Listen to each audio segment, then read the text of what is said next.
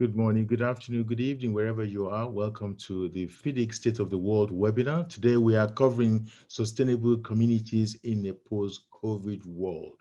Welcome to this particular program. My name is Nelson Ogunshaki. I'm the CEO of FIDIC based in Switzerland. I'm really delighted to host this particular meeting today, having gone through 2 weeks of intensive program on our annual conference, which has been extremely successful, great speakers all over the world. And those who join us during that particular session, thank you very much. Today we are focusing on our fourth, if I can repeat, fourth State of the World report this year, which has been put together. And it's real my pleasure to make sure that we cover the topic, which is really, really topical.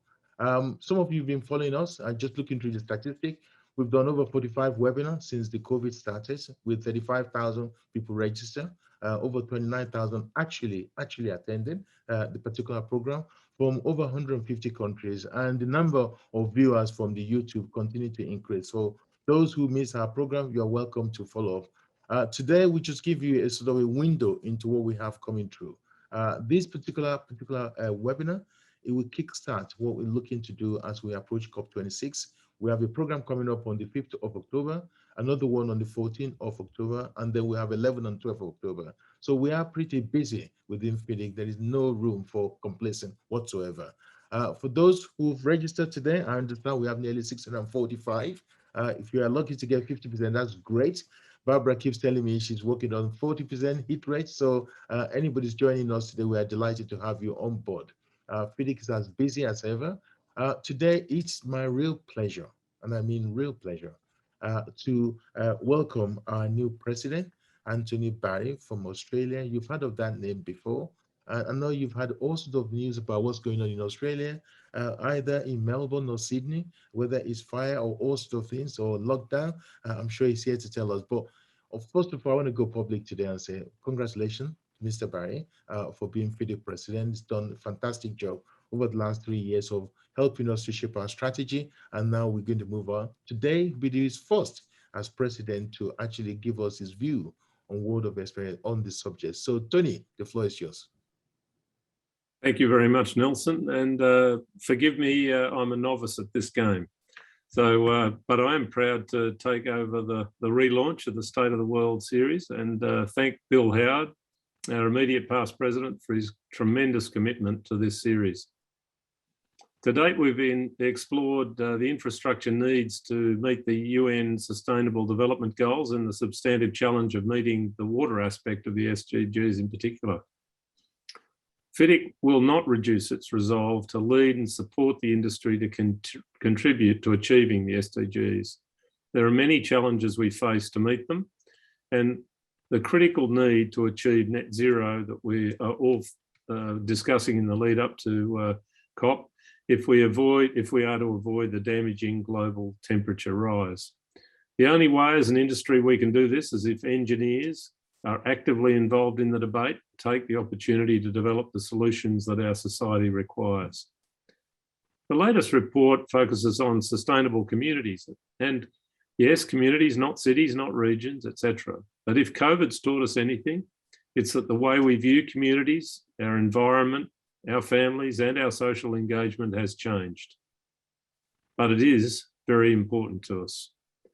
Consulting engineers need to understand the needs of our end users, in particular, in addition to those of our clients and contractors.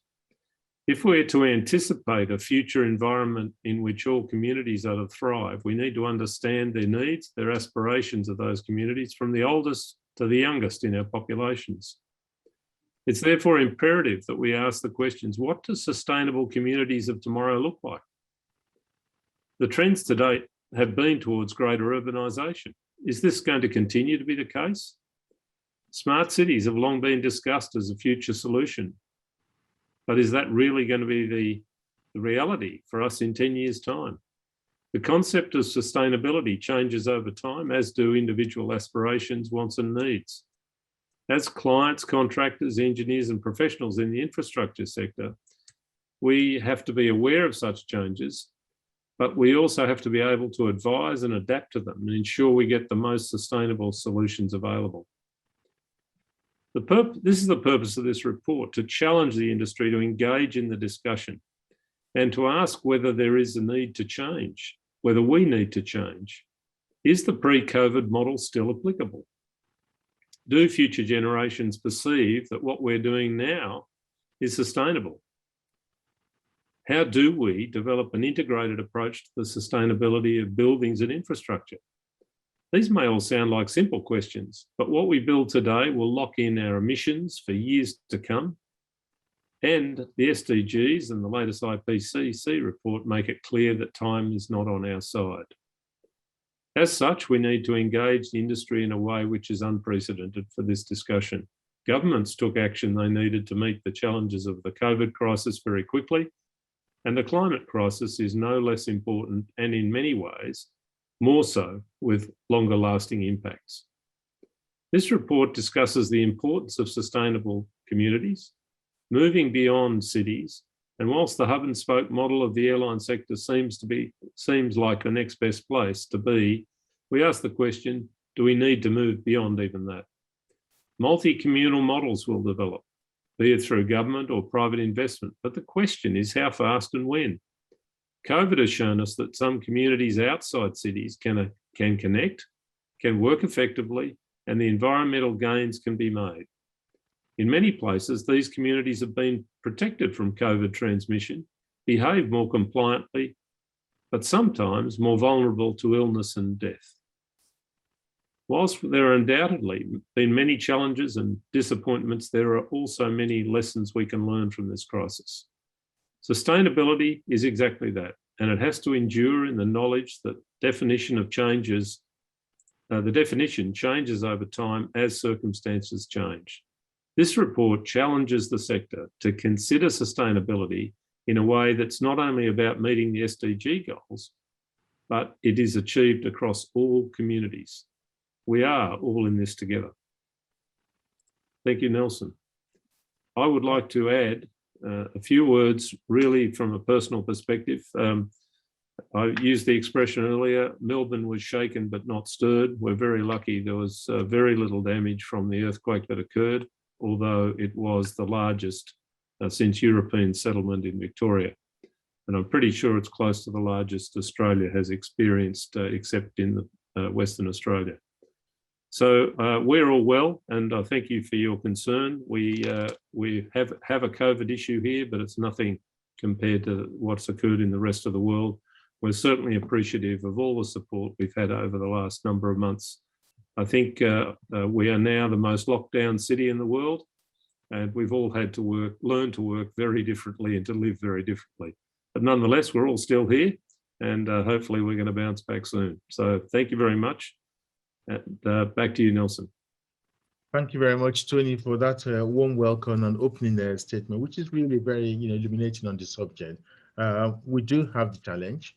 Yes, we did respond to COVID, and it's a governmental and industry coming together. We now have this climate change, and we are now talking about sustainable community, not just city. And so really, the subject is actually quite topical. When you look at what is happening around the world and what the various governments are doing and talking about climate change, sustainability is not issue to do with one project. It's not just to do with one particular area. It's something that we have to embrace. So we have a fantastic line of speakers who's going to join us this morning or this afternoon or this evening, wherever you are.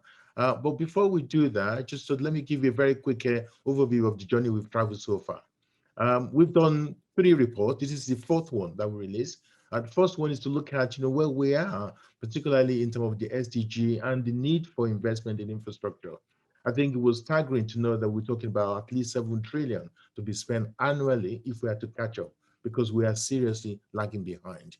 And it's not just about the COVID only, but it's only COVID and also SDG. So we did that early this year. Next one. We've also done one to do with water, which is looking at the business case for water. And this we deliver, and I think that was well received, and it's available for people to have a look at that. You see familiar face of Jessica, once in and always in. So the next one as well, which we looked at the case of the solution on water, and that was the last one we presented under previously the Bill Howard, and that was well received. Today we are looking at the new one, which is about building sustainable community. The topic is very relevant Tony's touched on that even in Australia, they survive under 200 something days of lockdown. The world is changing. We've seen how more and more people are working from home. We've seen how delivery is actually happening. People relying on technology being able to deliver situation. More offices are virtually empty. Even though the system is getting back, vaccination is getting back, people are still concerned as to how they're going to and where they're going to work. I was in an office in the city of London some times ago, and the CEO told me, he said, look, we've only got 20% of our staff operating on Wednesday, Thursday, and Tuesday. And he said the rest of the week, the office is empty. So we have a new dynamics. So the subject today is quite topical. And so from that point of view, we just want to start with one or two polls before we move on.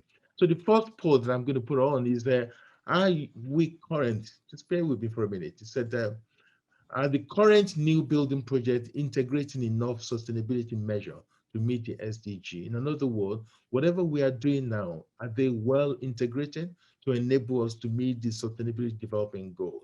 So the answer, it could be yes or no. This is time to vote. Any view on that? Be good to get the feedback. I mean, while we wait for the report on that, my view on is that we are seriously behind that. I think we are seriously behind. I do not think we are integrating enough, but it would be interesting to find out the view of the audience, whether they feel we are doing enough. I think is yes, 77% said no, and only 23% said yes. 77%, that makes sense. Next question that comes through that we want to talk about really very quickly. Is there enough coordination between sustainable infrastructure and sustainable building approach? Again, yes or no. The question is, are we doing enough integration between our infrastructure and our building and the linkages between the two? Because sometimes we treat them individually and we talk about sustainability on this project, sustainability on that project, but we don't really connect the infrastructure with the building. When in fact, I use the word there are two types of infrastructure, and somebody said to me recently, there are three, and I'll share them with you. The first one is that we got our social infrastructure, which is our building, hospital, and everything that goes through. You got economic infrastructure, which is to do with airport, the big one, and now there's technological infrastructure. And the three need to come together because blending the three together will make the connection between infrastructure and building. And I think this is where we need to look at. So what's the feedback from that, Barbara? Answer is 88% no. Now that sets us in motion in terms of the feedback. It seems to me that there is a consensus view that we are not doing enough on this issue about sustainability, and we do have a challenge to go on. So can we move on to the next slide, please? Now, it's really my pleasure at this point to invite our Head of Economic and Strategic Policy, famous Graham Ponting, to give us a very quick overview on where we are with the report. I've asked Graham to be punchy and to look at the report. The report is going to be upon in about 2 hours' time. Just give us a headline to give us a taste so that we can actually start the conversation. So Graham, the floor is yours. Thank you. Thank you, Nelson. Yes, I mean, I believe those polls show the scale of the challenge we have ahead as well as the SDGs. If you look at the new report, it effectively runs around three core concepts. One, which is communities are essential. One, which is about the connections between communities and how they engage with each other. And the third one is the commitment we have to turn around and join these communities and the connections and the building and infrastructure between them. And within that framework, we ask the question, has the sustainability question changed? Has COVID turned around and changed the way we might operate? So in this regard, the report has effectively 5 recommendations for industry. And the fact that these recommendations include things like projects should integrate sustainability into them as a concept from the start. It shouldn't be a sustainable project and another project. All projects, if we're going to meet the SDGs, need to be sustainable and in the broadest possible sense. It discusses the shift that's occurred due to COVID, so I'll talk about that a bit more in a minute. It considers the role of communities, so that's everybody from, as you say, government and policymakers, right through to end users. End users don't always use things in the way we expect them to, or are using them for the reasons we expect them to. So they're very important in the discussion. There's also the role of the communities and how they work with each other. We discuss the merits of the hub and spoke model, which lots of people will be familiar with from the airline industry. But we ask, actually, do we need to move beyond this to a more multi-communal model? I think COVID has possibly shifted that question beyond the hub and spoke model. We need to turn around and also integrate within that the role of technology and sustainable infrastructure and buildings. And as Nelson said, connecting the things together. So just before I go into some of the report, I always like to do my SDG countdown. So we've got 3,022 days left to deliver it. 20% of these are weekends, which is 604. And yes, if there's another year of COVID, that's another 365 days left. So we've only got 2,052 days left to turn around and meet the SDGs. So by the end of this year, we will very much be in sub 2,000 territory. That is quite an amazing feat to have to achieve in the time. Now, if we look at the scene from this report, it's set from effectively the first thing you have to look at is population, because populations have been growing, urbanisation previously had been increasing. You're talking about the fact that the population by 2100 could be in excess of 12 billion. The ranges do vary. It could be as low as 8 billion, which is actually more stable or a slight decline, but most population estimates are actually for rising. About 1.5 billion people are currently experiencing water issues, as we know from the previous report. So that has to be built into the communities and cities approach. And at the moment, you've had the sort of number of cities in excess of 10 million people increasing from 28 to 40. And until COVID occurred, this trend seemed to be happening and continuing. And the question is, will it change? May it slow down? So, for example, if you look at Bangladesh, it went from 0.3 million people in 1950 to 31.2. It's projected to be by 2035. If you look at Shanghai, it was 4.3 million in 1950. It's projected to be 34 million by 2035. These are significant growth in communities, but also the areas and sphere of influence the cities will have around them. And that's where this report starts to look at actually, is just continued growth of megacities actually sustainable, and are we going to effectively suffer issues from that? Within that, we also look at the fact that COVID has happened and there is more home working. So prior to the COVID crisis, the ILO estimated that 7.9% of the world's workers work from home. So that's about, let's say that's 8% for ease. When COVID occurred, some countries got up to 93% of people working from home, which is a significant shift. Now, I don't think many of us believe we could possibly sustain such a level out of COVID, but the potential of home working post-COVID has been estimated broadly to be somewhere between 20 and 30%. So that's still 3 to 4 times higher than before we went into the COVID crisis. All of this does have an effect on how we will live and how we develop sustainable. So let's look at spheres of influence. So one of the items the report discusses is how cities influence the communities around them. So it looks at things like transport, broadband, and the sort of things that you would do. And the assumption is that they sort of get bigger and they pull them in, and these spheres of influence will turn around. They're not technically spheres, they're sort of areas, and they will vary by demographics and geography, but they expand out and they pull people in. Now, one of the ways of looking at those is that they're like a hub and spoke model, like the airline industry. So you've got your big hub in the center, and you'll have effectively smaller communities or towns or mini cities, if you like, around them that then connect in with high-speed rail and things like that. Actually, if we then look at the COVID crisis, we're then looking more towards a multi-communal model where you have your sphere in the center, if you like, but actually you have your slightly larger areas around them where people have more green spaces and sustainable possibilities, but they talk to each other and not just the hub. This has two benefits. One, it may give us the opportunity to consider sustainable solutions that we weren't thinking of before. But two, it also means that if one of the communities becomes disconnected from the hub or the other communities around it by broadband or transport, it's actually far more resilient because it's relying on the communities around it. So you've got the concept of sustainability and resilience and considering them on a wider thing. We then also go on to how the sustainability question may change, because I think it has changed and it is still changing with the climate crisis and some of the events we've seen around the globe. So the things we consider is labour, skills and education, and how this changes the question over time, and how youngsters put more emphasis today on sustainability than probably previous generations did. We look at finance mechanisms. Someone's already mentioned ESGs, and they are mechanisms which will help to improve sustainable financing. We've got societal views. We talk about government and international cooperation. The SDGs are a very good example of that. We then talk about improved data and artificial intelligence and technology and linking those into the equation. And then the existing buildings and the need to upgrade those, but then also unforeseen circumstances. I think it's fair to say COVID is the best example of one of those we've had in recent times. We then move on to how standards are developing, and they're becoming more comprehensive, they're becoming used more widely, but at the moment, it's the connecting of the infrastructure sustainability, the building sustainability, and as Nelson alluded to, even the technology infrastructure around them to get them together. So with that in mind, the report effectively ends with 3 recommendations. The first one is that we need to consider spatial planning and spheres and the influence and the multi-communal areas of actually communities within cities and how they work in relation to infrastructure, buildings, and even the new home working that may occur. The next one is about people matter.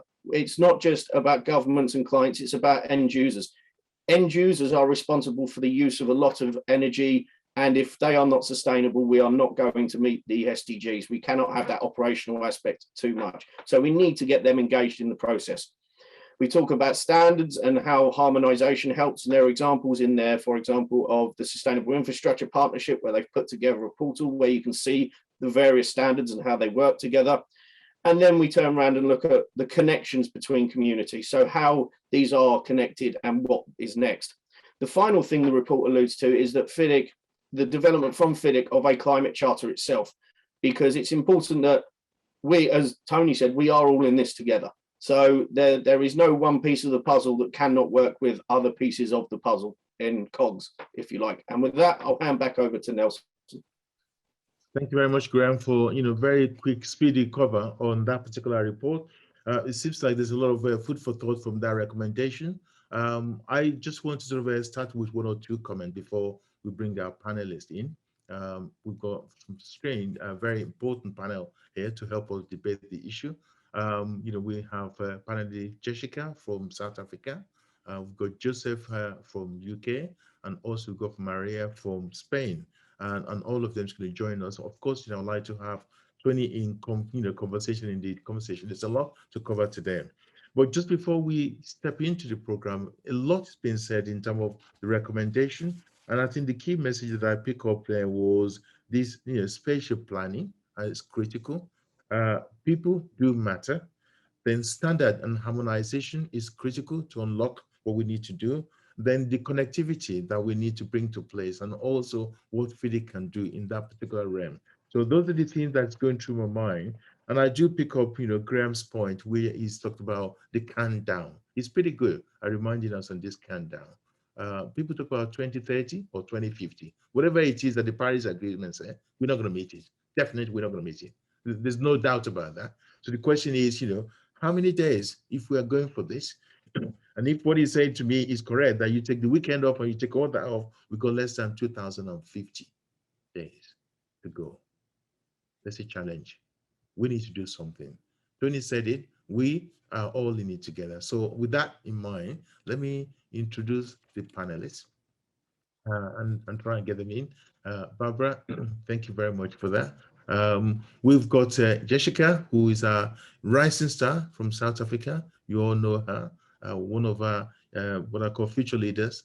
You got Joseph, is a founder and group CEO of Project Ethiopia. It reminds me there's no you there, it's Ethiopia. So we got that correct. And you got Maria as well from TIPSA from Madrid to join us. So what I intend to do to just kick off the conversation is I've got a few questions that I'm going to start off with each of the panelists.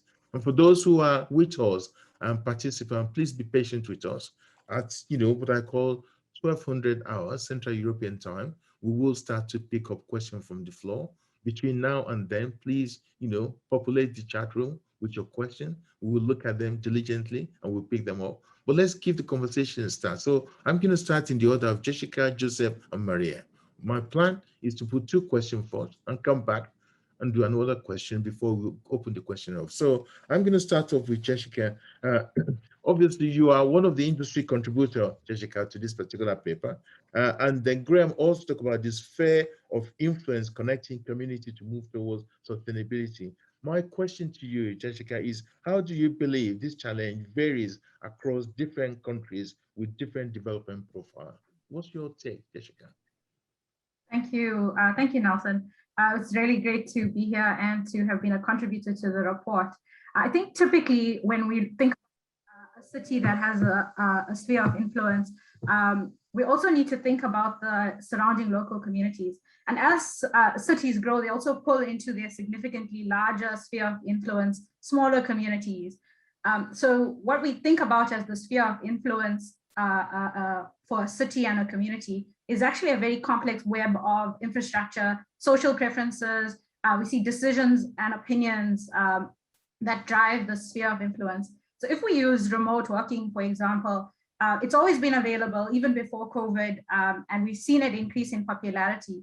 And we've seen how there's social benefits, we've seen better social cohesion, we've seen increased family time, but there's also been negative factors such as mental health concerns. At the same time, from an infrastructure and a socio-economic perspective, not all countries and all cities have been uniformly affected. And it's clear that not all jobs can be performed remotely, and not all countries have the same technology, infrastructure, and access, and what I would call an economically enabling environment to take all of these spheres of influence into consideration. And for many developing countries, particularly those with growing levels of inequality, we've seen the effects of chronic housing shortages. Graham talked earlier about green spaces. In these environments, green space is seen as a luxury, and also characterized by growing informal settlements and slums, water insecurity, for instance, that has a very different drive on the spheres of influence depending on where we look at it. And also from the lens of looking at extreme weather events, for instance, these extend the sphere of influence to more than just human safety and essential services, but it also lends itself to us thinking about how hygiene and the fight against COVID-19 also impacts communities differently through that sphere of influence. So what we really need to be able to address is looking at the spheres of influence in terms of how they overlap varying communities. So our responses, for example, for coastal communities would be different for inland communities, but also with being able to look at the differing levels of service. And that's really how the spheres of influence overlaps in terms of differing development profiles. So what I get from you is more complex than we actually think it is, because it has so many interconnectivity activity that you need to think about. And while the idea of working from home is gone from whatever 82% to 99%, there are work that you cannot actually work from home on because of the nature of the job. You have to go into the job, and there are issues there where you probably don't have the technology to make it happen. But one of the points that I was going to pick up, because you did say quite clearly, is the role of the engineer in this issue. Do you feel at this stage that the engineering are doing enough? Are we in a position to play a key role in reducing the energy requirement to meet the SDG? Do you feel we're doing enough? Can we do more? I think we really can do more. And I think it's also about how we set our goals and what we set as our trajectory. And when we think about us coming from a base of a very gray infrastructure type profession and a very gray infrastructure mentality, and we put it into the context of buildings, for instance, we know that energy use in buildings needs to be considerably improved. But very much like the case for water and water reuse, this hasn't cascaded to our end users as effectively as we'd like for it to. And we acknowledge the role of engineering to be able to do this, partly because we're all engineers talking to engineers, but that's partly the problem. We need to be able to drive public awareness around the role of individual behavior and how that impacts collective behavior, and what we would call critical systems thinking, to be able to bring the fundamental psychological shift that's required for us to achieve those SDGs. Because when we get to 2030, we don't want to be able to set another goal for 2050 and 2070 and keep moving the goalposts, because that's what will continue to perpetuate the problem. And also, we talked about the complexity of the environment and the conditions that we're facing. We need to be able to get the right information to the right people and for us to be able to use it in the right way. And for us to be able to amplify that voice, again, as the custodians of the profession, migrating toward this integration of what we were calling blue and green infrastructure, that it really takes for us to be able to drive circularity in a more aggressive way, and for us to be able to amplify and realign where we look at our goals. And so I think that as the engineering profession, where we sit, we should be driving collaboration. We should be driving where we want agreements on interest and understanding with our understanding of the interdependencies, because we can see how this would benefit everyone. So it's really driving this responsible citizenry through our profession. Jessica, you've just led me into one question which I was going to ask you, and I'm sure that you are well qualified to answer that. When we do develop projects, one of the things that we try to do is public consultation when we need to do that, to make sure we engage the public in the process. And to me, it seems to me that the community engagement is one area that an engineer can play a role. Do you think most of the projects, regardless where they are around the world, and I know in different timeline, different cycle, different continent, you have different level of public engagement. Some parts of the world, you just do it because that's what the government wants. Other part of it, they can go on, the planning process can go on for youngs and no decision is taken. In fact, by the time you develop it, it's past its sell-by date, the capacity is gone, you need to build another one. And some parts of the world, maybe there's no community. Do you think, and I think probably the answer is going to be yes, that engineers have a role to play in the community engagement, particularly when you talk about the complex web, that really, that's when you start to talk about sustainable development, i.e. engaging the community to deliver an appropriate solution that will achieve the goal. Can we do more in that area? Yes, I would say a big yes. And I think it's partly, we actually are the originators of the idea, where we will be the implementers of the solution. But what we've done over time is taken ourselves away from that role of connecting, of understanding what problem are we trying to solve. And so with us being the problem solver, I think that there's some great moves globally in terms of the ESG conversations, in terms of the role of community engagement and involvement in projects. And I think that when we look at our role as project developers, as designers, as project implementers, I think that it's really key for us to be able to understand that we're doing the infrastructure development for people, not at people. And I think that putting ourselves back into the center of trying to bridge that gap between what we believe is required by a community versus what we actually deliver. I think that's the critical bridge that we need to be able to connect. And we're certainly not doing enough, but I think that we're taking the right steps. And I think that the environment is right now for us to really drive that message through our actions. Okay, thank you very much, Jessica. I'm going to come back to you later and give you some breathing space. At this point in time, I'm going to bring Joseph into it. Joseph is the founder and group CEO for Project Ethiopia, not Ethiopia. He told me that, and I keep correcting myself on that. Joseph, my question to you is really very simple. We talked about, sustainable community will ultimately require sustainable building. I mean, updating existing premises and building truly sustainable dwelling is therefore important. As the CEO of Ethiopia, can you please share with us your experiences? Now, before you respond to that, I was looking at through some statistics of a major country of about 65 million population. And I was told that if you look at the stock of the properties that you have, and you look at the energy consumption, you need to replace a lot of the boilers and a lot of system in those countries by actually so much billion of pounds just by changing their gas boiling system. That's one of those critical things that is actually contributing to what I call carbon emission. Now, if that is the case of 12 billion a year, it's going to take us a lot of years before we can actually replace that. That's just one country. That's just one country. So the role of property and building is very critical. So the question is, what is your experience in that field and what role can that actually do in reducing the carbon emission and giving us what I call a sustainable community? I think one of the most important things to take away from how do we address this problem of decarbonisation is actually to understand that we don't know what we don't know. What we do is we have a lot of, as engineers, we lead the way of providing solutions and methodologies of being able to decarbonise or help support sustainable development. What we forget to realise is that people realise, 49% of the world's population have 59, sorry, have access to internet now. And how do they know they use internet? From data. Electric vehicles are a big thing at the moment. How do we know how much battery we have? Through charging it. All of our consumer devices, we know not to overuse and undercharge, therefore it will run out of battery. But what we actually don't know is how much energy we actually use. So as engineers and as policymakers and as governments, they set these amazing agendas and they say, we're going to do this.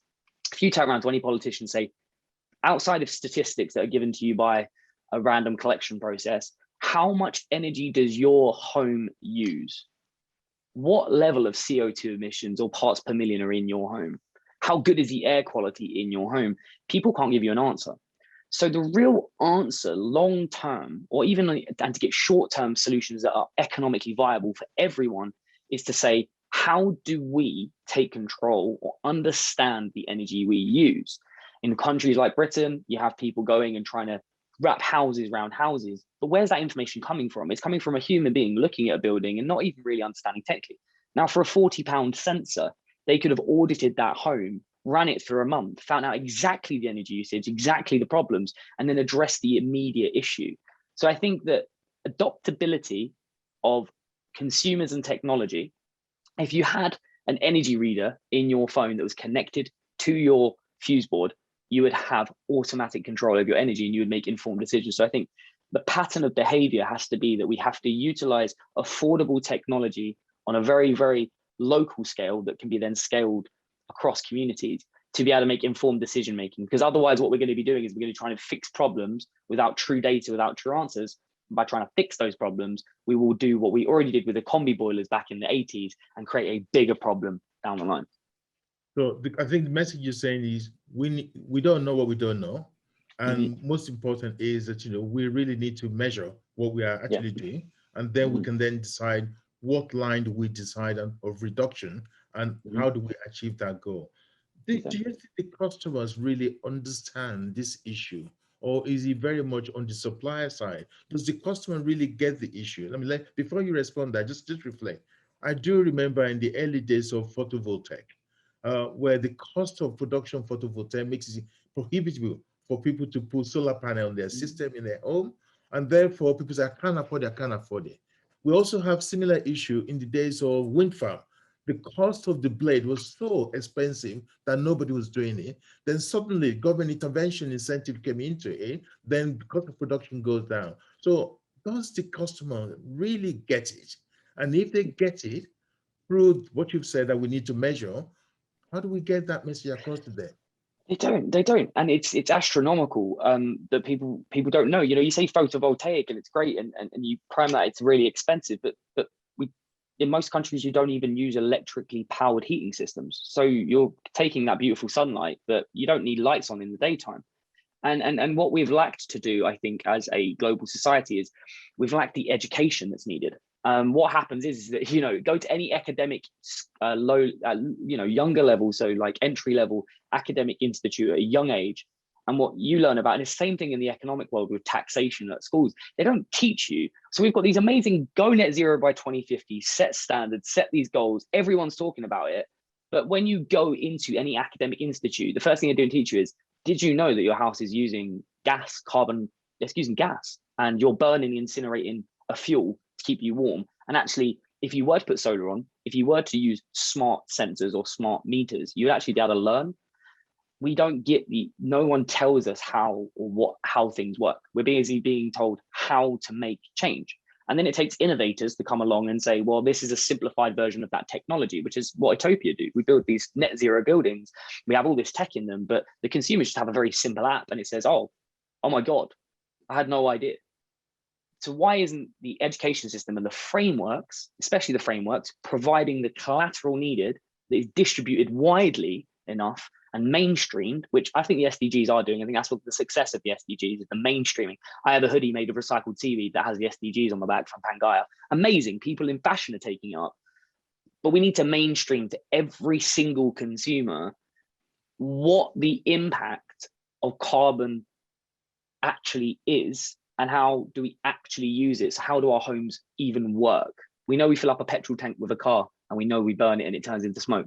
Why don't the younger generations and why haven't our systems put in place education to say, this is a free learning tool and you should learn it as mandatory standard? Because if we're going to reach goal by 2050, all of us, we're going to be beyond that point. And it's the people that are 15, 10 years old today, they're going to be taking on those challenges and they don't even learn it at school. They're too busy learning about other things that happened in the past, not thinking about the main goal that we've got to set to save the planet through education. Well, just what you've just reminded me there, it was reminded me of my days, and I think it's a long time now since I was in school. I do remember economic history when we learned about industrial revolution, and now I'm told that there's a new industrial revolution is coming through that we need to learn. So I think your key message, if I get it very much, is education is critical. So people need to be aware of that. But more important, I also pick up the key message, which you probably didn't blow it up, and I really want you to elaborate on it, which is the issue is that if we don't educate people about the consequence of what is happening, how can they actually get it? And let me turn that around. When we now hear that we have fire going on in country and continent where we haven't been having it going, you got flooding happening in the middle of London Underground, and you have, Germany where they have a very good infrastructure system, and Belgium where their water is flowing, and in Australia fire keep coming through, and in what's it called in Los Angeles, you see fire going on. Do you think that is not real to the people to get it? Or is it a case that they need to see the impact in their pocket before they actually make that decision? Agreed, and it's scary, but it's been alluded to by scientists for years. The film 2012 was about this exact issue. There was Hollywood films shouting, and people were worried.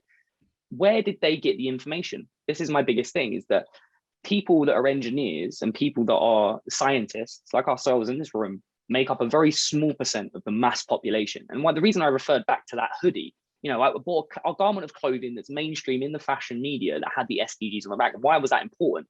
Well, they're getting the public that are actually the ones that are going to be suffering.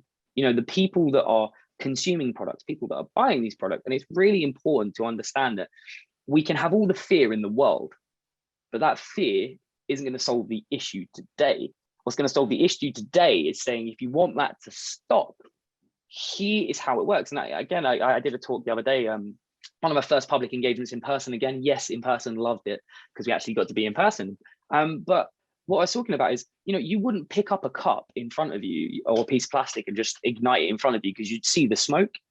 But when you leave your house and you don't know what's going on or if it's on or how your house works properly, or you're burning gas, you may as well just be setting fire to things, because that's ultimately what happens. And we need to create visual stimulus.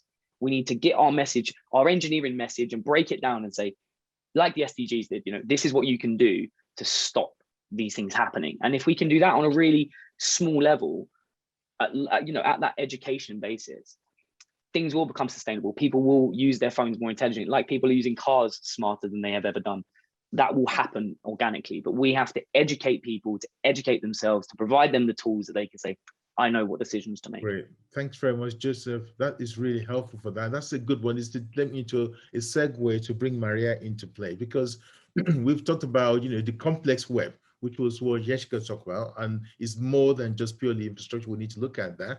Now we've looked at the building side of it, but one of the things I want to do is to bring Maria into the conversation, connecting communities, be it via hub or spoke. A multimodal model will require improved knowledge sharing. How can the engineering sector help to provide this knowledge? I want to put that across to Maria. Hub and spoke, and we need to put this across. And Maria, what is your take on how can the engineering help to actually get this message across? Maria? Yes.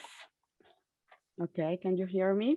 Yes, we can hear you loud and clear. Okay. Thank you. Okay, so I think the dissemination of successful experience in race should be communicated always in relation with the social, cultural, and environmental context, because this is crucial. I don't think to replicate the same experience will be a good approach, because they will not work in all the circumstances. It is important to create global communication spaces, as could be, for example, FIDIC as an association that could provide some or these webinar, also other webinars, to share those experience, but always related with the specific circumstances, with a clear understanding of the background. The social, the cultural is very important, and also the environmental circumstance. I do not believe that, as I mentioned before, replication, successful experience in different countries or different community, bigger, smaller, will be successful. But rather, I think the most important is the replication of methodologies or of approach, how we approach and solve problems, with which tools, with methodology, that we should include a very holistic approach with a lot of discipline that can express their opinion, express the objective, the goals to obtain, and also it's very clear and obvious that we should involve population, communities. We are working for them. We need to be adapted of what they require and what they should require in the future. And we need to be able to provide solutions that are appropriate by the by the communities where we are designing and where we are providing them. Right. Thank you very much, Maria. I mean, you take me to the point of sustainable community, because the content we plan to say both infrastructure and building need to be sustainable. We know that both of them need to be sustainable, but working together is a challenge. The question is, how do we achieve that linkage between what we know as infrastructure and the building? Because Joseph talks about the knowledge is very important. We need to know what we are doing. We also need to understand what we are consuming, and then we need to educate people, which I think is absolutely clear. So let's put the two together. The question is, from our point of view, how do we make the building and the infrastructure work together in a more long-term sustainable way to create the community? Because the two comes together. We cannot, and I hear the word, we cannot look at them in isolation. It has to be joined up. How do we bring that together? From my point of view, is that sustainable development must be approached from a very global perspective throughout all phases of the project. We cannot look only at the phase of the project we are involved in this moment. We should always ask us about the beginning of the project, the initial phases of the project, and the different scales also. It's important to take in consideration not only our little problem in a building, but where is it, where we have to provide this building, where we have to design it for, why, and to introduce it in the context of the territory. So we should also always consider different scales. Territory should be in the focus of all the problems, but also very small scales of design should be also included. And in the same global perspective, institutions and stakeholders at different levels should be involved. It is not part of a partial group, of a small community, but most of the time they involve a higher level of institution to provide the vision, the global vision of a country, of a territory, and to make the direction where we're going to go. In order to achieve this objective, I believe that it's essential that all actors work on their sustainable development perspective, and all factors are considered in each and every stage of the project, and in all the scales of the works, and at the same level with the sustainable goals, but also the technical and the economic factor in the decision process. Maria, this is a question that I haven't prepared, but I'm going to put it to you. And I'm going to ask any of the panelists to join into this conversation because this is quite critical. This is the issue and the challenges that we in the engineering profession faces. What you've just articulated is a need to have a holistic plan that looks at the macro plan for a whole city, a whole country, and to go down to different parts of the country, different parts of the city, where the whole process is looked together. That is an ideal situation. That's a utopia, not utopia. That's a utopian position. Now, the question that I have, you and I know, and I'm sure most of the panelists do know, that we don't have the luxury most of the time as engineer and scientist and advisor to have interface at the early phase of the macro plan. So this is the question I'm going to put to you, and I'm going to put it to all the panelists, including Mr. President. How do you think that we can get at the table at the point when we are looking at macro master plan? Because it is in the master plan that we can engender this particular process. Joseph talked about it, Jessica talked about it, and what you've just said to me now, I'm going to take it out of context altogether. It is in the master plan for a country, for a city, for a village, that all these things need to be embedded into that. How do we do that to get at the table to be able to influence? Bearing in mind that most government economic policy department, they got few experts in there, and they just do all their thing and they say, here's the master plan. So the question, I'll give you a minute to think about that. I'll start with Mr. President. Tony, how do we get to the top at the point of where this big master plan is being done and we can influence to the point that Maria talked about? Because if you can have a holistic view, it has to be at the top. So Tony, I'll put you on sign on that. Yeah, thanks, Nelson. Appreciate the throw. There's a wonderful Spanish TV series on Netflix where people throw grenades and other people try to catch them before they go off. I think this might be one of them. The comment I'd make is that it's an old saying, I guess, in a way, but you can't manage what you don't measure. So from my perspective, one way to do this, and it's only one, would be to really identify to the world the sources of embodied energy in terms of what it is we build. And then, as Baroness Brown told us a few weeks ago, look at the operational energy consumed by our transport systems, etc. And by really breaking it down to understand the sources of our emissions and our energy consumption and so forth, we then have some areas, if you like, that really offer opportunity. And to me, it's at the moment, I've read an awful lot, but I possibly not as much as experts, but we still don't have a map. And in terms of that source material, and if you produce that on one level, you could produce that at a global level, but you could also produce it per country.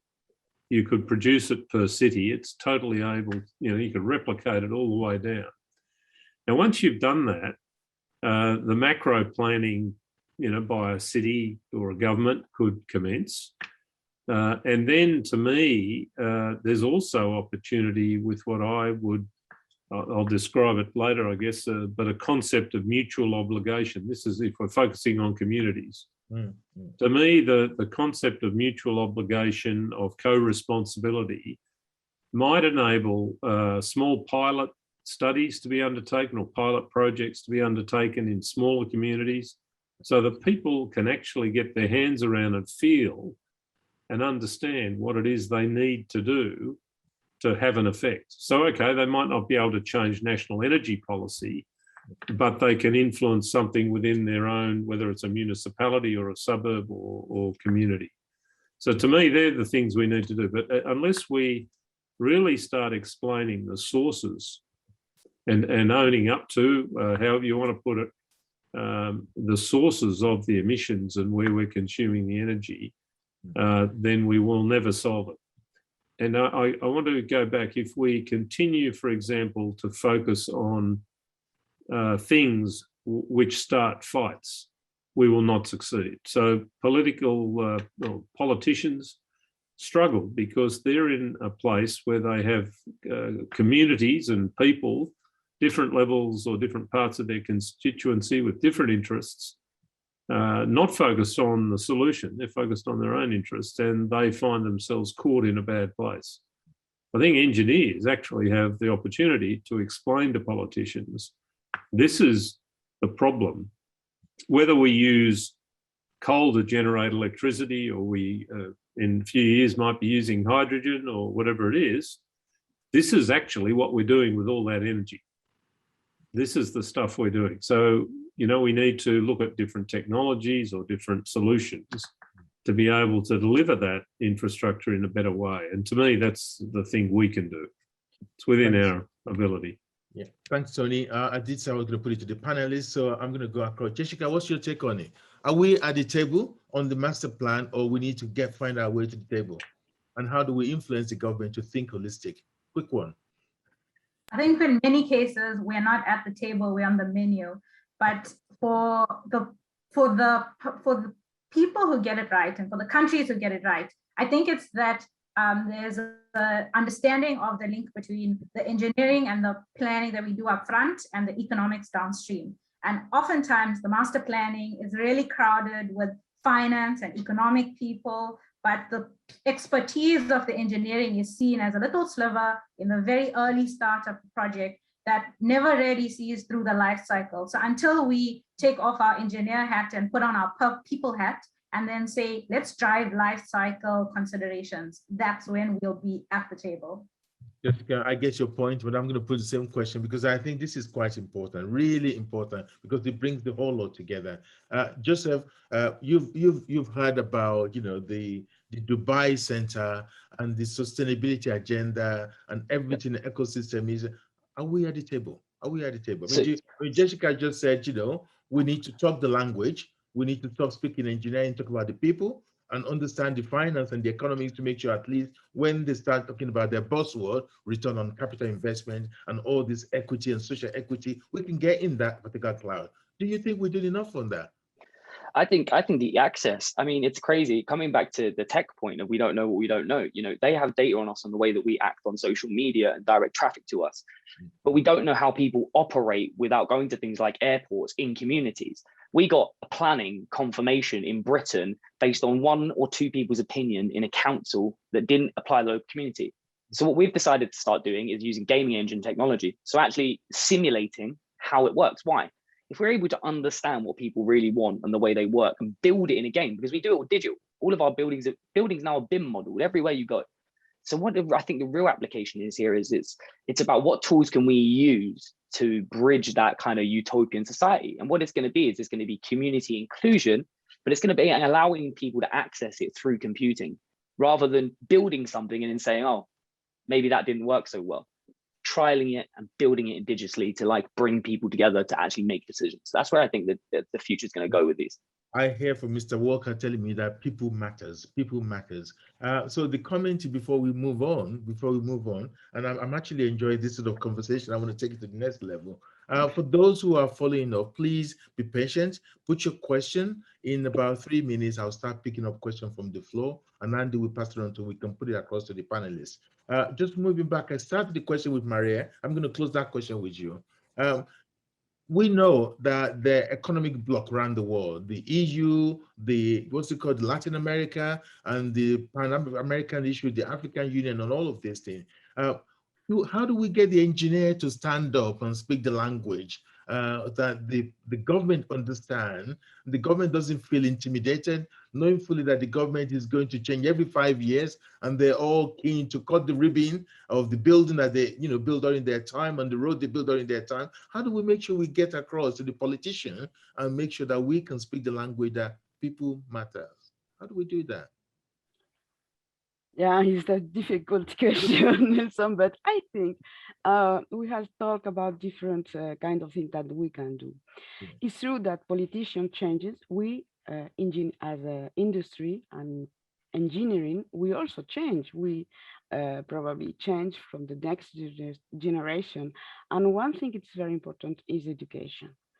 If we can afford to give these factors, sustainability, carbon, climate change, to all the new generation, next generation of engineering, of politicians, of stakeholders or communities will be involved in a broader way. So the problem is to make all people understanding that this is a crucial thing for humanity and for our planet. And it's crucial to take it and to tackle it in a very fast way. And to involve is an holistic, but is a very transversal subject that has to be included in all the activities and is in our engineering, that we have specialists from a very varied kind of studies, but we all of us have to understand sustainability as we understand technical or economic solutions. We have always to think with this in mind, and in this way, and with education, next people to be the politician, to be the engineer of the next generation will focus on sustainability at the same level of economic and technical solution for all the stage of the project of the cycle of the project, at master plan, but also at detailed design, because it involves knowledge in all those different scales. Right. Okay. Thank you very much, Maria. So I've calmed down now for my high horse. I'm not going to ask, the $65 million question now. I'm going to come back to the real world and ask real questions that we can address without going into the political landscape. But there's a lot of questions coming through for on the chat room. Can I just, put a disclaimer? I know quite a lot of people, when you hear the word FIDIC, your natural inclination to go to contract. Okay. So I've seen questions coming through the chat room about FIDIC contract and all of that, and please bear with us. I want to focus on sustainability because this is so critical, and I will try and pick up questions. There may be a solution that is contractually related, and I'm sure Tony is thinking about it, because I know Tony very well. He's always thinking how we're going to deal with it. When he listened to Bernie last week, which is the World Economic Forum, saying there's an index, there's something we can do, there's an angle, and I'm sure Tony is thinking about it. There's a lot of questions on the floor. I'm going to start with one question at a time. And Andy's been kind to help me. He said, this is from Fifi Abam.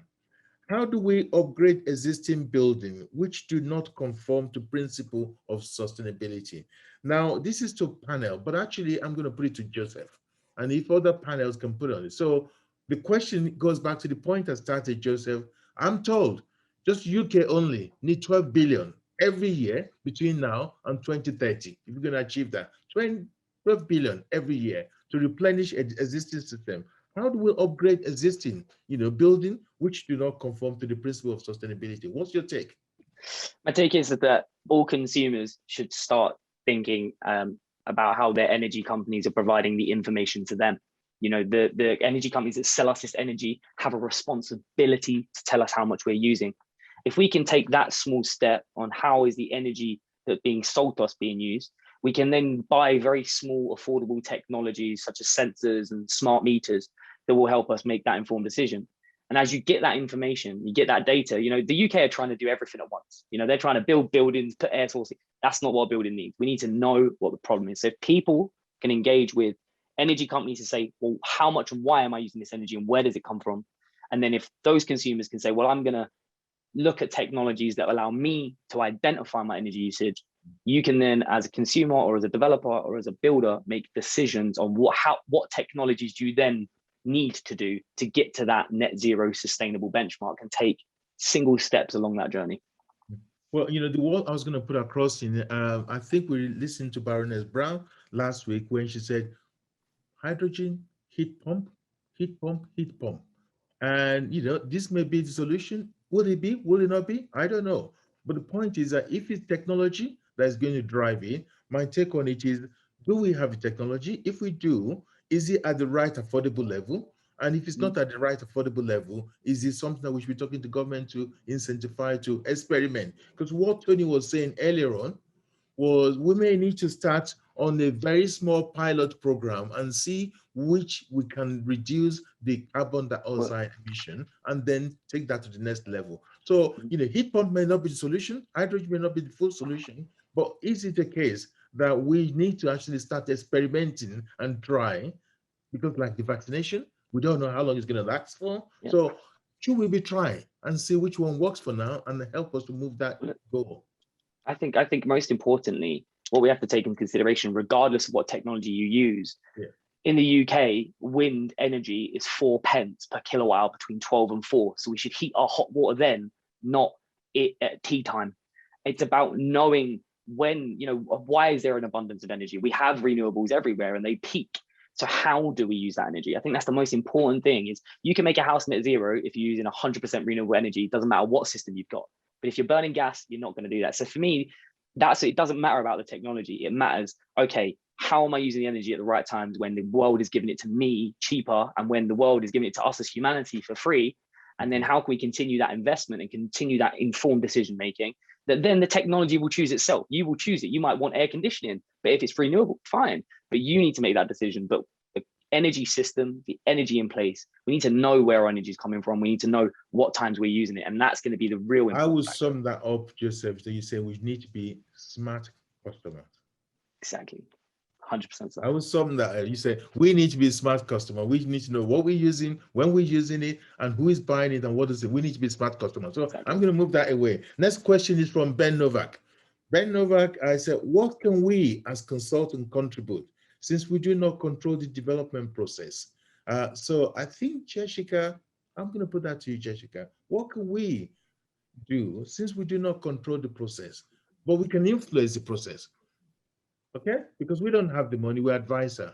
What can we do to make sure that at least we put that development process in place? What can we do?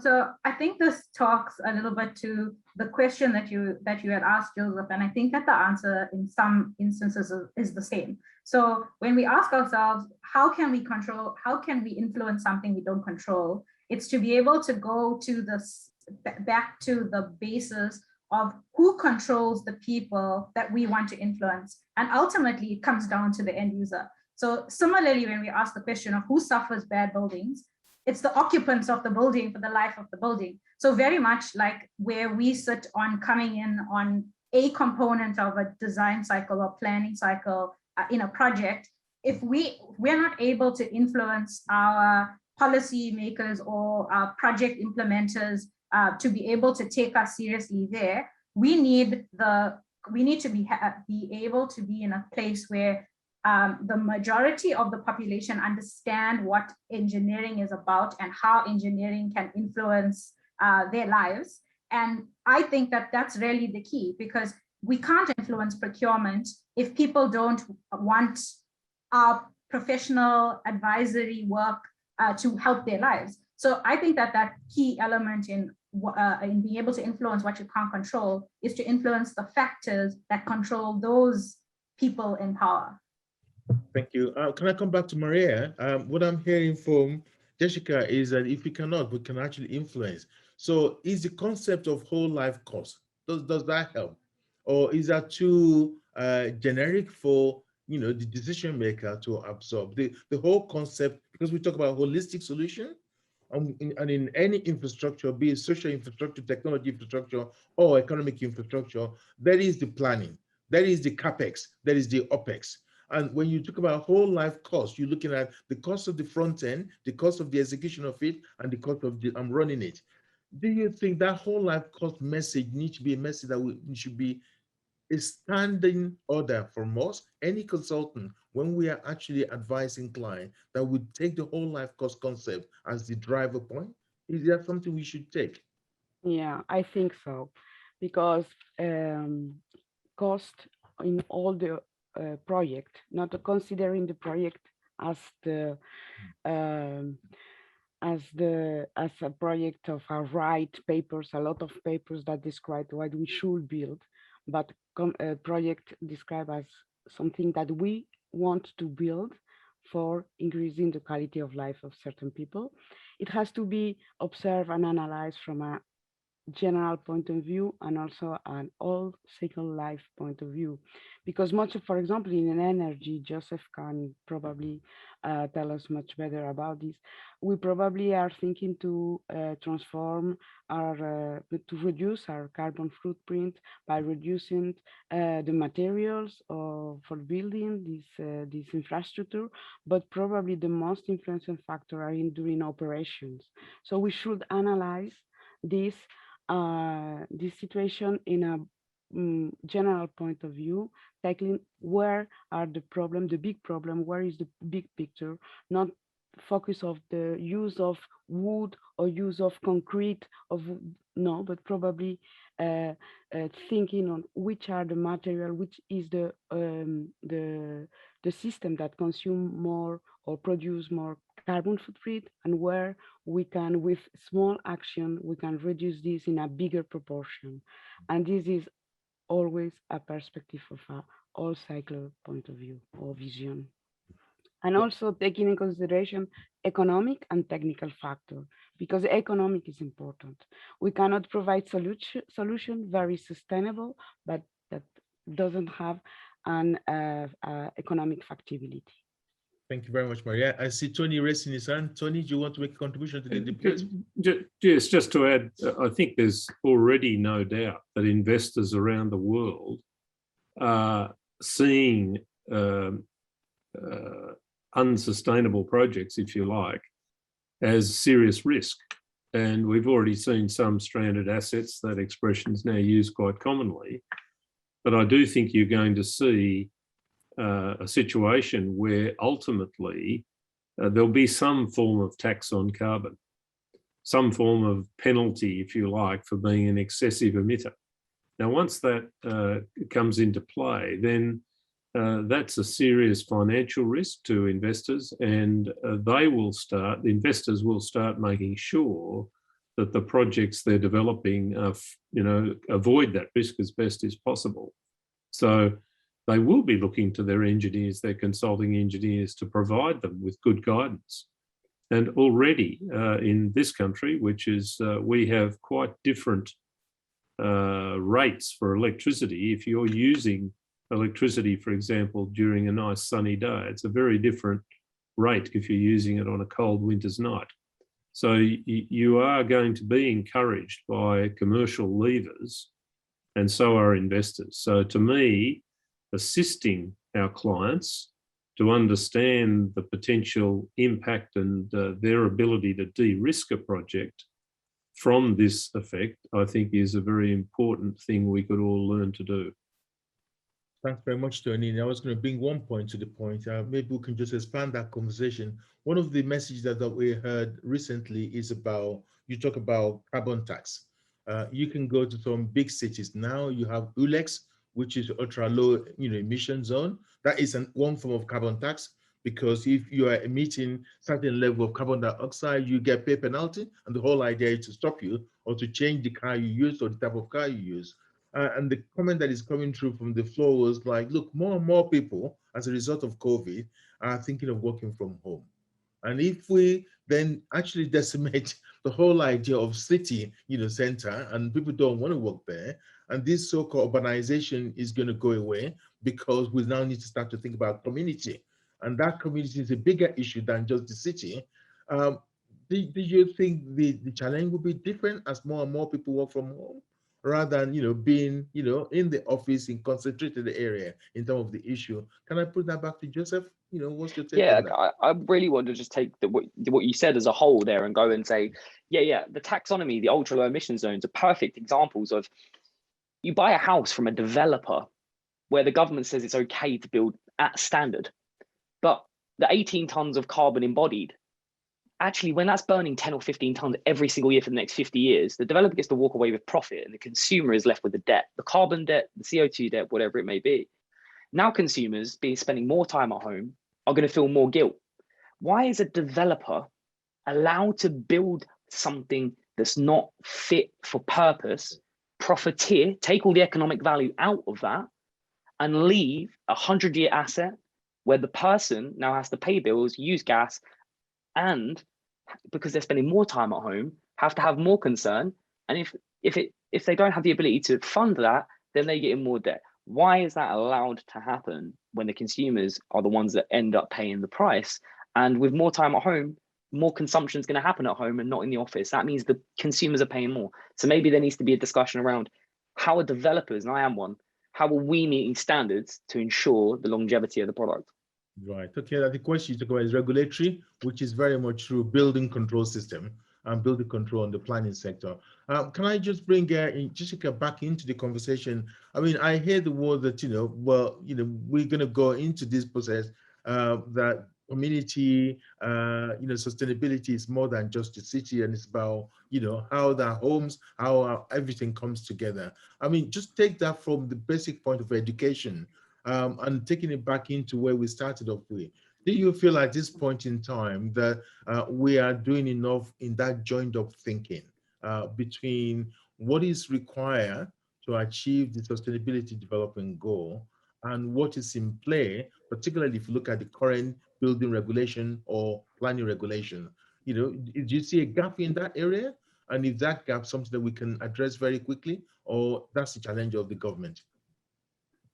I think that there's two things that we need to consider. One is that if we wait for our regulators to be able to set the trend for us to be able to act, I think there'll be a very, very long time before we see things changing. And we see countries putting forward their NDCs to COP26, for instance. But by the time those things come into policy, and then those policies translate down into from country to county or provincial, and then down to eventual municipalities before it gets to a community, there's a huge amount of time that's wasted. So if we look at the bottom-up approach and where we sit in terms of our individual firms, I think what we could do is be able to think about where we want ourselves to go as professionals in firms and then firms at large, and then collectively we'll be able to make those changes. I think we see enough in terms of sustainable infrastructure standards. We see quite a lot of programs that come out of that's coming out of FIDIC in terms of moving into a more sustainable mindset, and also into being able to better advise on technology that's available. I think that we don't utilize the plug and play systems that are in place much. We don't use the economic drivers to our benefit, such as driving a responsible behavior through time of use tariffs that are in place, for instance, or from being able to say, what are the small little steps that we can do that, irrespective of what policy tells us at a national level, what that will do? Because for how long have we seen NDCs from countries come forward? It happens at each COP, and then we don't really see much moving through post-COP. So I think that for us to be able to drive it is to be able to get that thinking more from regulation and more into action. Yeah, thanks very much, Jessica. I'm going to pick up a few questions that's coming from the floor, and they are not totally sustainability related, but I think it'll be doing injustice to the panel and to the people who are here if I don't respond to them. There are a few questions to do with COVID as force majeure or no force majeure. Is it yellow book or no yellow book, or is the issue of contract? Let me just give you the answer. FIDIC has produced a number of memorandum of understanding which address the issue of scenario as a result of COVID, whether it's yellow book or red book or green book. We've provided that. I would suggest please have a look of the FIDIC website and download this guidance. They're free for you to look at them, and they should help you to address some of the issues that you ask, because the question is, has FIDIC classified COVID as force majeure, especially for contract on yellow book? If so, the employer pay most. These are technical issue, a contractual issue. Of course, FIDIC doesn't give you any contract advice, but FIDIC will give you guide. So we do have a number of memorandum that's available. Please download them, and it shall address most of the questions regarding the COVID or whether it's force majeure. I do know, even though I'm not a legal expert, that there's a test, of whether something is, force majeure or not. And if you do the test, you can come to your conclusion, but then it depends on circumstances, the jurisdiction, and all the contractual issue that goes with that. So please, spend some time to have a look through that. Again, more question on force majeure, which is coming up on question. I would like FIDIC for my direct, I would like FIDIC to use FIDIC for clients, but do have obtained licenses. There's all sort of issues coming up on that. Maybe there's any directive on this. So yes, we do have some directive. Please have a look on our website and download it. But there's another question. It says, but is it not the case that even though COVID is present among us, but the extent of its impact on service rendering is still unknown? Therefore, quality or qualify as force major event. So these are questions to do with contractual issue. However, there is particular issue that I want to pick up, and I think I want to put this across to all the panelists. Yes, FIDIC produced contract document, and they're meant to be best practice, which is highly recommended, and most of the multilateral banks actually use this. Is there a case to look at the issue about this sustainability agenda and see where that may be an opportunity contractual wise? Because what I'm getting on some of the questions from the floor is that we really cannot, stipulate this because we are at the mercy of the client. Is there a role contractually that we can have something in there so that we know our obligation and that we can advise clients, and clients should not to? Because what Joseph was saying earlier on is that, whoever is building the property have an obligation, and there's no reason why they should get away from it, because somehow if we have a client giving us an instruction and we adhere to the instruction, and that instruction does not deliver, does not contribute to the reduction in the carbon, and does not contribute to achieving the SDG, how do we go about? Is there a scope contractually for us to do that? Can we have just 1 minute debate, on that? Maria, very quickly, what's your view? Can you unmute, please? My view is that we shouldn't impose those factors for everybody, but we should promote them. In this case, I know from the government and institution and COP26 and everything, there's a lot of movement to produce some restrictions from the high side of the political and down now to the small communities and territories. We should provide the same things from the population, from the communities, in order to grow also a change in the behavior that arrive to the same point. From our point of view, we cannot impose this, but we can show that this is a good things to do in our contract, that it's reducing economic and cost at the overall of the project in a global perspective, and it contributes to the development of all the communities, and it's also useful for our client, and we should advise them, but I don't think we should impose them in a contract. Okay, Joseph, you touch on the issue that we should not let the developer get away with it. So it's the same thing, like you should not let the client get away with it. But how can we support, and is there a contractual form, or is there something that we can create, like an index that you can link into, how a particular, project is performing against, a certain number of the SDG? What's your take? You think that's doable?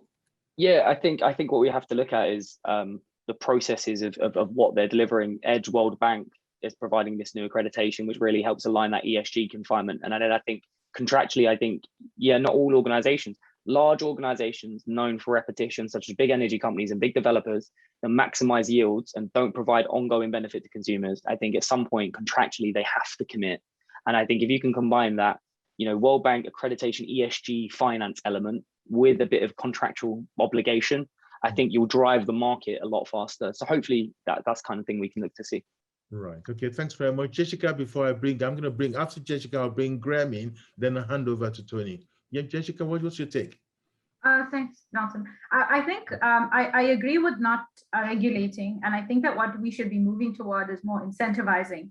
And if we know that the balance of power sits with the project financier or the project owner, then I think that the levers toward responsible behavior is better through incentive than through the regulation, because then it could be a grudge. Sustainability could be something that's viewed as a grudge, and then it's greenwashing. So I think that from that perspective, we should be incentivizing.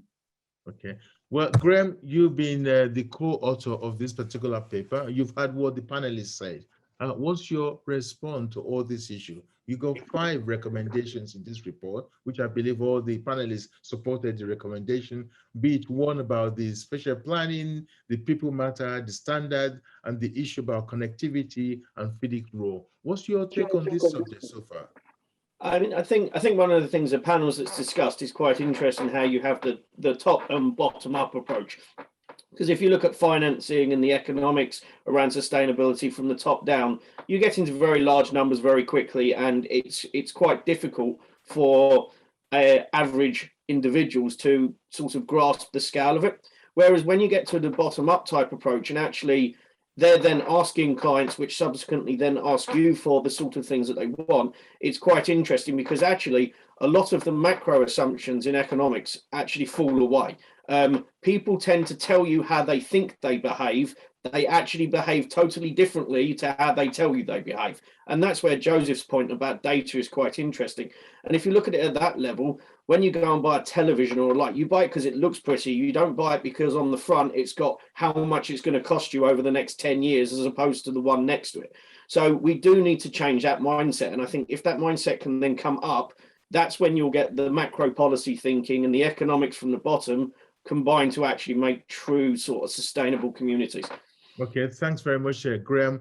Just for those who are new to the session, the way that I'm going to close this out, I've got one question which I'm going to put specific to Tony. Okay, that question Tony will address that. No, I'm not ready, Barbara, for the poll yet. Thank you. I'm not ready for the poll. Can you take the poll away? Okay, one specific question to Tony, and then I'm going to ask you to give me one sentence to close out, and then we do the poll, and Tony will give us a summary. Okay, Tony, on the issue about index issue, I know that this is something on top of your agenda. I haven't heard, the president of the World Economic Forum.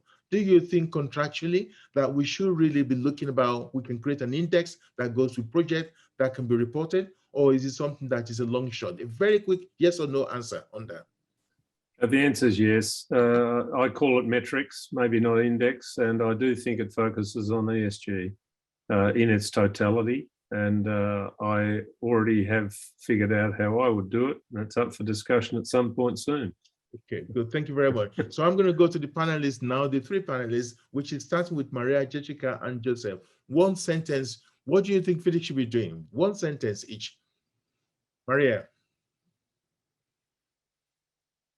Can you unmute, please? I think FIDIC should promote that sustainability. It's involved in all the project, and we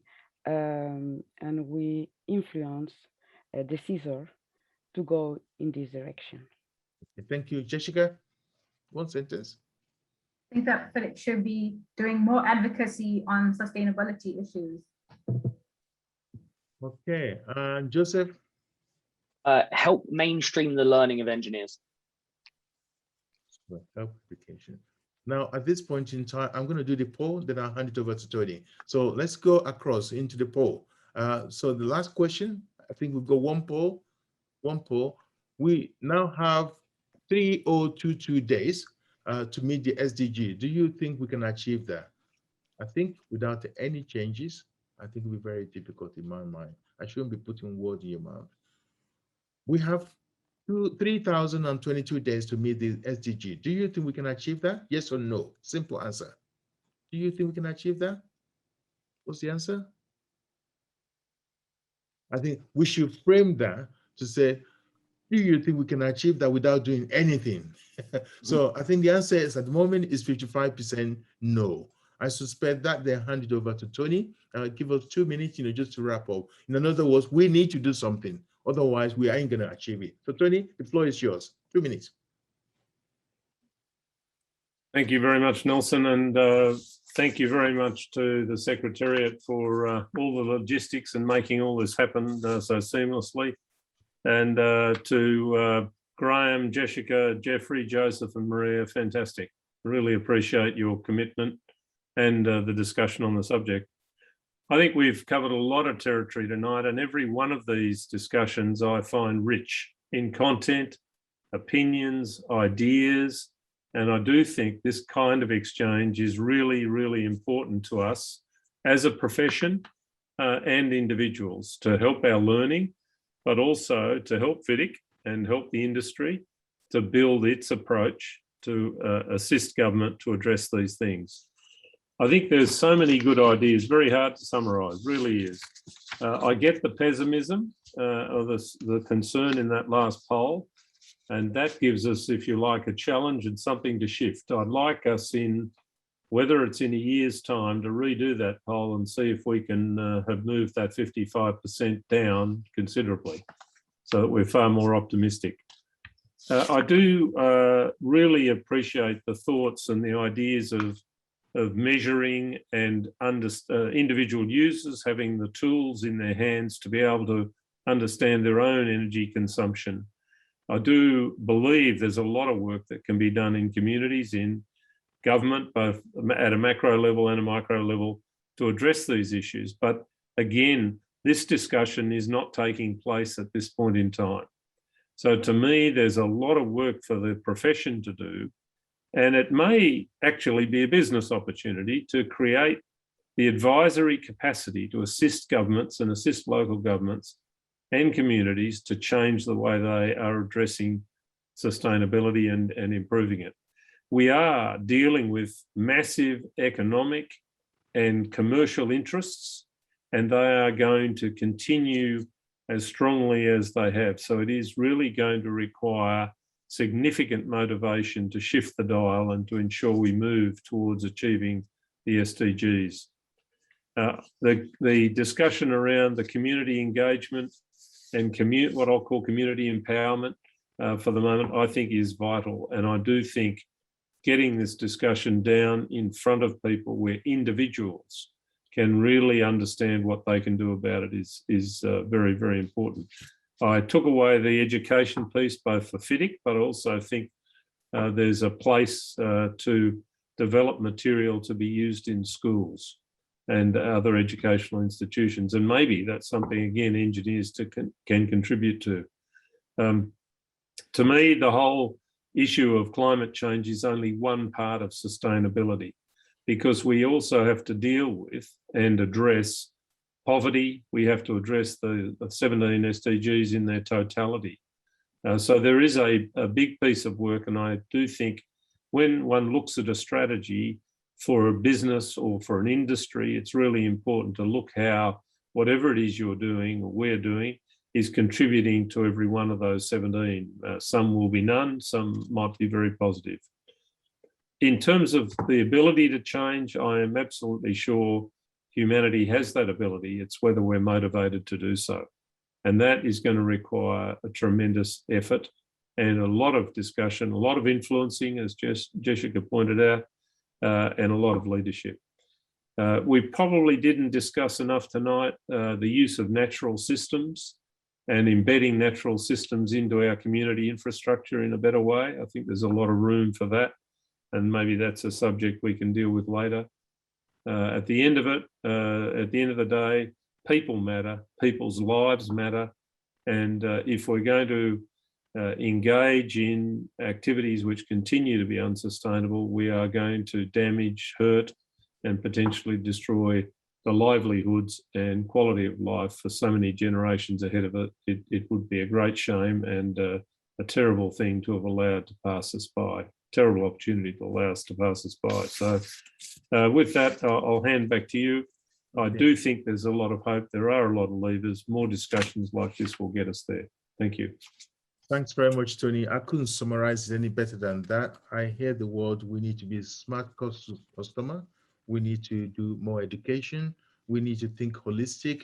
We need to look at incentive. There may be a need for regulatory and all sort of issues that will help us to achieve that. But I think the key point from Tony is that climate change is just one item within the SDG, and we need to think holistic to address that. So with that in mind, I want to thank our panelists for your time. I also want to thank UN Environment Program, who is our strategic partner on this paper. Thank you very much for your time, for your support, and for reviewing the document, make sure it's in line. We have our next webinar, which is a committee webinar on the 5th of October, another State of the World coming through on the 14th of October, and then 11 to 12, we have ICC and FIDIC conference coming up.